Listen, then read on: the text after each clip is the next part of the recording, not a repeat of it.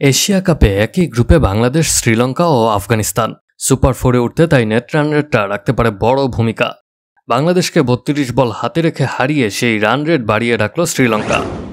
নিজেদের প্রথম ম্যাচে বাংলাদেশকে ৬ উইকেটে হারানো শ্রীলঙ্কার নেট রান রেট +২.৫৯৫।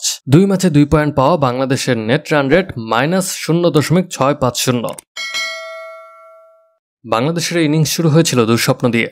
প্রথম ২ ওভারে কোনো রান তুলতে পারেনি দল, হারিয়েছে ২ ওপেনার তানজিদ হাসান ও পারভেজ হোসেন ইমনকে।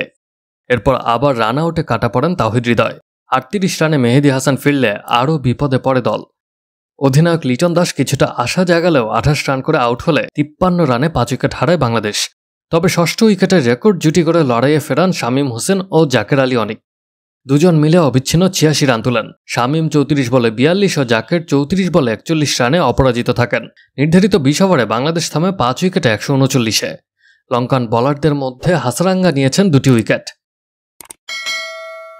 জবাবে শ্রীলঙ্কা শুরু থেকেই আগ্রাসী ব্যাটিং করে, যদিও কুশল মেন্ডিস দ্রুতই ফেরান। তবে পাথুম নিশাঙ্কা ও কামিল মিশারার ৯৫ রানের জুটিতে জয়টা এক প্রকার নিশ্চিত হয়ে যায়। মিশারা করেছেন ৩৪ বলে ৪৪ রান। নিশাঙ্কা ৩৪ বলে ৫০ করে আন্তর্জাতিক টি-২০তে ২০০০ রানের মাইলফলক ছুঁয়ে আউট হন। শেষ দিকে কুশাল পেরেরা ও দাসুন সানাকা দ্রুত বিদায় নিলেও জয় পেতে আর সমস্যা হয়নি লঙ্কানদের। ১৪ ওভার শেষে ৪ উইকেট হারিয়ে সহজেই জয় নিশ্চিত করে তারা।